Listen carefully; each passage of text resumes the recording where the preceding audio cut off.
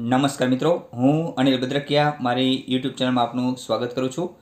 આ વિડીયોમાં હું તમને શિક્ષકોની જે નવી ભરતી મંજૂર કરવામાં આવી છે તેના વિશેની સંપૂર્ણ માહિતી આપીશ, તો વિડીયો અંત સુધી જોશો।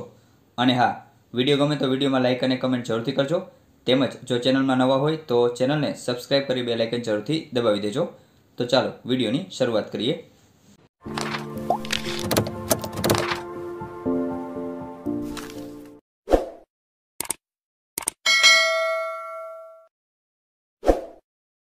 મિત્રો, આરટીઈ એક્ટ 2009 અને આરટીઈ રૂલ્સ 2012નો રાજ્યની ખાનગી અનુદાનિત પ્રાથમિક શાળાઓમાં અમલવારી કરવા માટે પ્રાથમિક શિક્ષકની કુલ 1400 જગ્યા અને મુખ્ય શિક્ષકની કુલ 423 જગ્યા ભરાયાથી તેમના પગાર ભથ્થા ચૂકવવા માટે અનુદાનિત પ્રાથમિક શાળાઓને અનુદાન રૂપે ફાળવવા અંગે નાણાકીય વર્ષ 2025-26ના અંદાજપત્રમાં નવી બાબત તરીકે થયેલ જોગવાઈ મુજબની રકમનો ખર્ચ કરવા અંગેની વહીવટી મંજૂરી આપવા બાબત ગુજરાત સરકાર શિક્ષણ વિભાગ દ્વારા એક ઠરાવ બહાર પાડવામાં આવ્યો છે।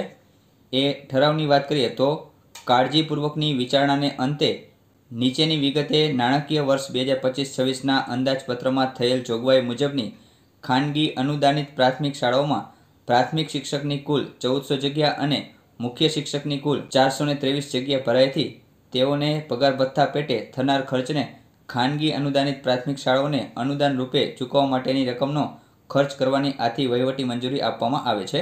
આ માટે સરકારે 72.61 કરોડ છે તે ફાળવેલા છે, જેમાં વિવિધ શરતો પણ દર્શાવવામાં આવી છે।